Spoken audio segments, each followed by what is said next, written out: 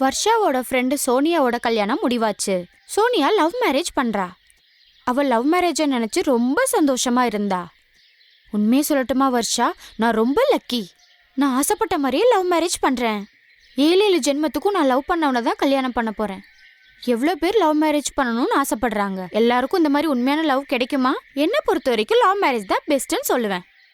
இதுல 2 பேத்துக்கும் ஒருத்தர் தெரியும். 2 பேரும் நல்லா பழகிருப்பாங்க. எல்லா விஷயத்தையும் ஷேர் பண்ணிக்குவாங்க.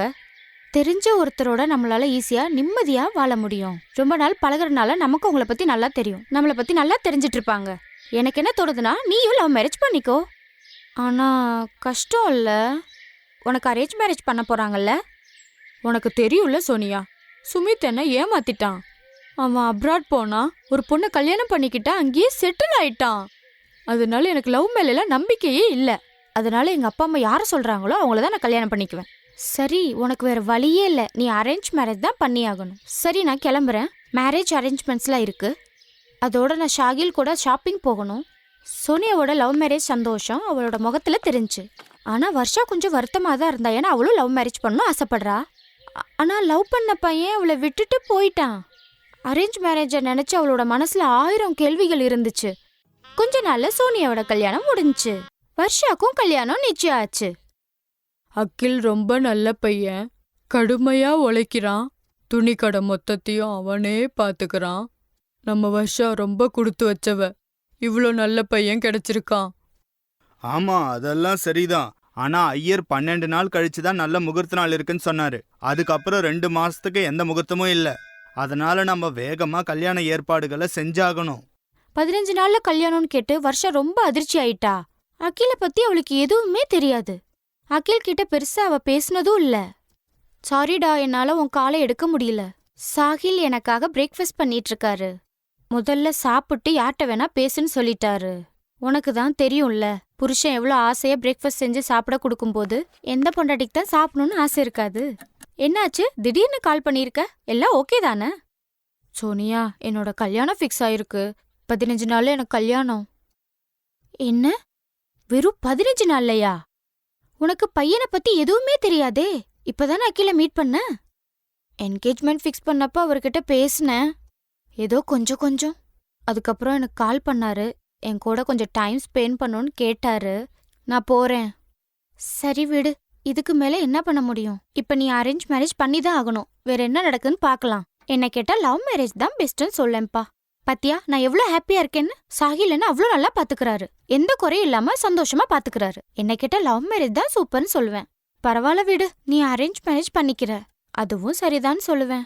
சோனியா அப்படி மாத்தி மாத்தி பேசுறத கேட்டு வர்ஷா இன்னும் பயந்துட்டா. அன்னைக்கு அகில் முதல் முறையா கோவிலுக்கு கூட்டிட்டு போனா. அந்த பக்கம் ஒரு ரெஸ்டாரண்ட் போனாங்க. சரி, உனக்கு சாப்பிட என்ன பிடிக்கும்? நாம ஆர்டர் பண்ணலாம். அது உங்களுக்கு என்ன பிடிச்சிருக்கோ அதை ஆர்டர் பண்ணுங்க. நான் அதுல இருந்து எடுத்துக்கிறேன். ஓகே, அப்ப சரி, நான் ஆர்டர் பண்றேன். நான் ஹேண்ட் வாஷ் பண்ணிட்டு வரேன். லவ் மேரேஜா இருந்திருந்தா எனக்கு பிடிச்ச மாதிரி சாப்பிட்டுருப்பேன். இங்க பாரு, இன்னொரு தடவை கூட கேட்கல, உடனே ஆர்டர் பண்ணிட்டாரு. அதுவும் அவருக்கு பிடிச்சது. வர்ஷா வாஷ்ரூம் போயிட்டா. கொஞ்ச நேரம் கழிச்சு திரும்பி வந்தப்ப டேபிள்ல அவளுக்கு பிடிச்ச ஐட்டம்ஸ் எல்லாமே இருந்தது. இது எல்லாமே எனக்கு ரொம்ப பிடிக்கும். உங்களுக்கும் பிடிக்குமா? இதுக்கு முன்ன எப்படின்னு தெரியாது. இனிமே உனக்கு எது பிடிக்குமோ அது எனக்கும் பிடிக்கும். நான் உங்க அம்மா கிட்ட கால் பண்ணி உனக்கு என்னெல்லாம் பிடிக்கும்னு கேட்டு தெரிஞ்சுக்கிட்டேன். அப்ப எனக்கு தெரிஞ்சது என்னன்னா, உனக்கு ஐஸ்கிரீம்னா ரொம்ப பிடிக்கும். நாம வழியில வாங்கிக்கலாம். அப்புறம் பானிபூரியும் வாங்கிக்கலாம். அதுக்கு ஒரு ஃபேமஸான இடம் இருக்கு, அங்க கூட்டிட்டு போறேன். எனக்கு காரமான பானிபூரி தான் பிடிக்கும். நல்லா தான் இருக்கும். முதல்ல இதையெல்லாம் சாப்பிடலாம். போற வழியில உனக்கு மற்றது எல்லாத்தையும் சொல்றேன், எனக்கு என்னெல்லாம் பிடிக்கும் பிடிக்காதுன்னு. வர்ஷா, நான் உன்னை எல்லா வகையிலையும் சந்தோஷமா பாத்துக்கணும்னு நினைக்கிறேன். உனக்கு எந்த குறையும் வைக்கக்கூடாதுன்னு நினைக்கிறேன். நீ எனக்கு பெஸ்ட் ஒய்ஃபா இருக்க, அதே மாதிரி நான் பெஸ்ட் ஹஸ்பண்டா இருக்கணும். அகில் தன்னை இவ்ளோ நேசிப்பான்னு சொல்லிட்டு கனவுல கூட நினைக்கல. அவ மனசுல இந்த பயம் எல்லாம் போயிருச்சு. அன்னைக்கு அகில் கூட வர்ஷா ரொம்ப ஜாலியா இருந்தா. அன்னைக்கு அகில் எந்த குறையுமே வைக்கல. கல்யாணத்துக்கான மொத்த ஷாப்பிங்கும் வர்ஷாவும் அகிலும் தான் சேர்ந்து பண்ணாங்க. கொஞ்ச நாள்ல அவங்க 2 பேர் கல்யாணமும் நடந்தது. கல்யாணத்துக்கு அப்புறம் வர்ஷா வீட்டை ரொம்ப பொறுப்பா பாத்துக்க ஆரம்பிச்சிட்டா. அவ வாய்க்கு ருசியா சமைச்சு கணவனுக்கு கொடுக்க ஆரம்பிச்சிட்டா. ஆனா இந்த பக்கம் சோனியாக்கு சுத்தமா சமைக்க தெரியாது. ஆனா கொஞ்சம் கொஞ்சமா அவ மாமியார் கிட்ட கத்துக்கிட்டு சமைக்க ஆரம்பிச்சிட்டா. வர்ஷா ஒரே கல்ச்சர்ல கல்யாணம் பண்ணிக்கிட்டனால அவ மாமியார் வீட்டு பழக்க வழக்கங்களை ஈஸியா கத்துக்கிட்டா. இன்னைக்கு பூஜைக்கு ஏற்பாடெல்லாம் வர்ஷா தான் பண்ணுனா. எந்த வேலையும் என்ன செய்யவே விடல. அதோட இந்த பக்கம் சோனியா இன்டர் கேஸ்ட் மேரேஜ் பண்ணனால அவ மாமியார் வீட்டு பழக்க வழக்கங்களை கத்துக்கிறதுக்கு ரொம்பவே கஷ்டமா இருந்துச்சு. அதனால சோனியாக்கு அவ மாமியார் வீட்டுல அட்ஜஸ்ட் ஆகிறதுக்கு டைம் எடுத்துச்சு. ஒரு நாள் வர்ஷாவும் அகிலும் ஒரு கல்யாணத்துக்கு போனாங்க. அங்க சோனியாவும் சாகிலோட வந்திருந்தா. அங்க அவ பார்த்தா அந்த கல்யாணம் முடியற வரைக்கும் அகில் வர்ஷாவை ரொம்ப நல்லா பாத்துக்கிட்டாரு. ஆசைப்பட்டதெல்லாம் செஞ்சு கொடுத்தாரு. இத பார்த்து சோனியா வர்ஷாவோட தப்பான எண்ணங்கள் எல்லாம் மறைஞ்சிடுச்சு. அது லவ் மேரேஜ்ல கிடைக்கிற அன்பு அரேஞ்ச் மேரேஜ்ல கிடைக்காதுன்னு. காதல் கல்யாணமோ இல்ல பெரியவங்க பார்த்ததோ விஷயம் நம்ம பார்ட்னரை பத்தி தான். பையன் பொண்ணு அவங்களோட ஐடியா ஒத்து போச்சுன்னா ரிலேஷன்ஷிப்ல லவ் தன்னால வந்துடும். இதுல முக்கியமான விஷயம் என்னன்னா அவங்க அன்பையும் மனசையும் நம்ம நல்லா புரிஞ்சுக்கணும்.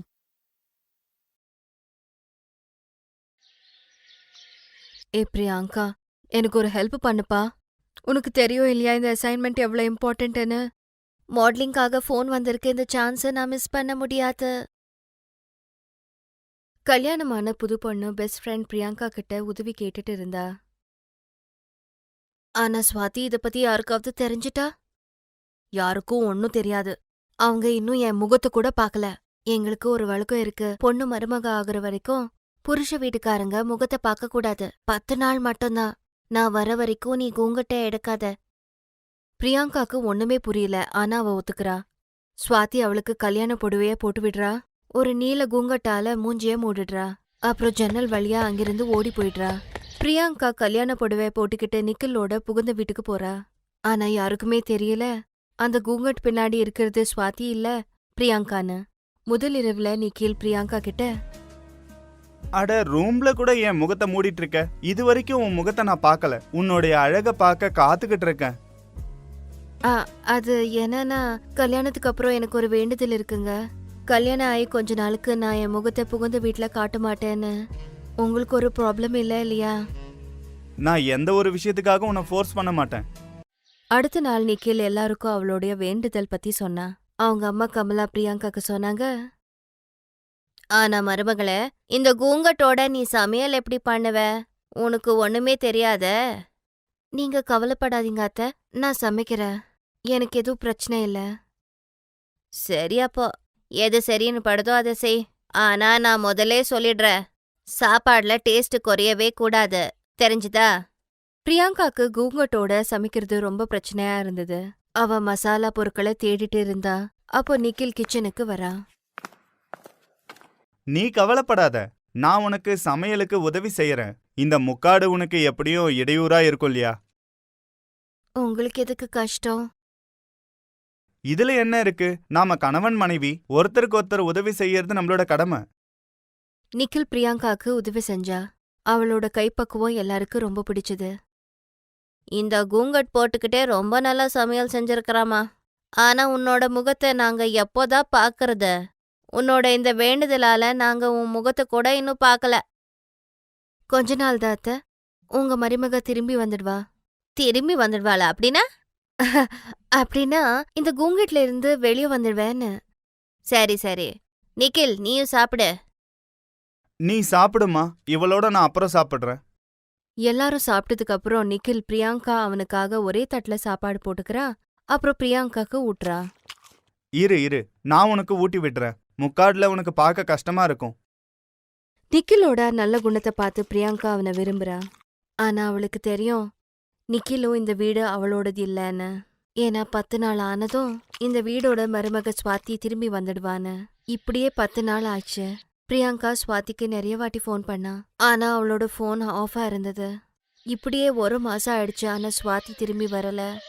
இதுல நல்லா தெரிஞ்சிச்சு அவளுக்கு இந்த கல்யாணம் பிடிக்கலன்னு. நீ பண்ணது நல்லதில்ல ஸ்வாதி. உனக்கு தெரியாது நீ எவ்வளவு நல்ல மனுஷனை மிஸ் பண்ணிருக்கேன்னு. இப்போ நான் என்ன செய்ய? நான் நிக்கல விட முடியாது. அவர் ரொம்ப நல்லவரு. அப்புறம் பிரியாங்கா பெரிய முடிவெடுத்தா. அவ நிக்கில் மனைவியா அங்கேயே இருக்க முடிவெடுத்தா. அவ கூங்கட்டை எடுத்துட்டா. நிக்கில் அப்புறம் வீட்டு பொறுப்பை எடுக்க தொடங்கினா. எல்லாம் நல்லா போயிட்டு இருந்தது. இப்படியே 2 வருஷங்கள் கடந்தது. ஒரு நாள் அவங்களோட டோர் பெல் அடிச்சுது. அவ வீட்டு தெரிந்தப்போ அங்க ஸ்வாதி நின்னுட்டு இருந்தா. நீ நீ இங்க என்ன பண்ற? 2 வருஷத்துக்கு அப்புறம் ஏன் வந்த இங்க? என் புருஷ வீட்டுக்கு வரக்கூடாதா? உன்னோட எல்லா கேள்விக்கு நான் பதில் கொடுக்கறேன். நீ ஃபர்ஸ்ட் என்ன உள்ள விடு. பிரியங்கா உள்ள கூட்டிட்டு போறா. இப்ப சொல்லு, 2 வருஷத்துக்கு அப்புறம் ஏன் வந்த? உனக்கு எவ்வளவு வாட்டி ஃபோன் பண்ண, நீ ஃபோனே ஏன் எடுக்கல? இப்போ இப்போ ஏன் இங்க வந்திருக்க? உண்மையான விஷயம் என்னன்னா, எனக்கு இந்த கல்யாணம் பிடிக்கல. அதனாலதான் கல்யாணத்துக்கு அப்புறம் உன்னை மருமகளா இங்க அனுப்பி நான் ஓடி போயிட்டேன். உன்னை மாட்டி விட்டுட்டேன். நான் நினைச்ச 10 நாளுக்கு அப்புறம் நீ எல்லாருக்கும் நிஜத்தை சொல்லி போயிருப்பேன்னு நினைக்கிற. பணத்துக்கு ஆசைப்பட்டு நீ எங்கேயே தங்கிட்டேன்னு. எனக்கு இந்த வீடு நிக்கில் பத்தி ஒரு இன்ட்ரெஸ்டும் இல்ல. எனக்கு 20 லட்சம் வேணும். கொடுத்தா நான் போயிடுறேன். ஆனா அவ்வளவு பணம் எங்கே இருந்து கொண்டு வருவ? 3 நாள்ல எனக்கு பணம் வேணும். பணத்தை கொடுக்கலன்னா எல்லாருக்கும் நிஜத்தை சொல்லிடுவேன். ஸ்வாதி பிரியங்காவோட ஃப்ரெண்டுன்னு சொல்லி அதே வீட்ல தங்குறா. 3 நாளாவது பிரியங்கா ரொம்ப பயத்துல இருக்கா. அவங்க மாமியாரோட குரல் கேக்குது. ஐயோ, என் லாக்கர்ல இருந்து 20 லட்சம் தொலைஞ்சு போச்சு. நிக்கில் இப்போவே போய் எல்லார் ரூமையும் தேடுப்பா. நிக்கில் எல்லார் ரூமையும் தேடுறா. அவனுக்கு ஸ்வாதி பெட் கீழே 20 லட்சம் ரூபாய் கிடைக்குது. அட கடவுளே, மருமக ஃப்ரெண்டு திருடியா? நிக்கில், இப்போவே போலீஸை கூப்பிடு. நான் இந்த பணத்தையும் எடுக்கல. நான் தான் இந்த வீட்டோட மருமக. அப்போ நான் எதுக்கு திருடணும்? அப்படின்னா நிஜத்தை நான் சொல்றேன். கல்யாணம் ஆனதுக்கு அப்புறமே ஸ்வாதி உன்னை விட்டு ஓடி போயிட்டா. அவ ஃப்ரெண்டு பிரியங்காவை இமோஷனல் பிளாக்மெயில் பண்ணி இந்த வீட்டுக்கு அனுப்பியிருக்கா.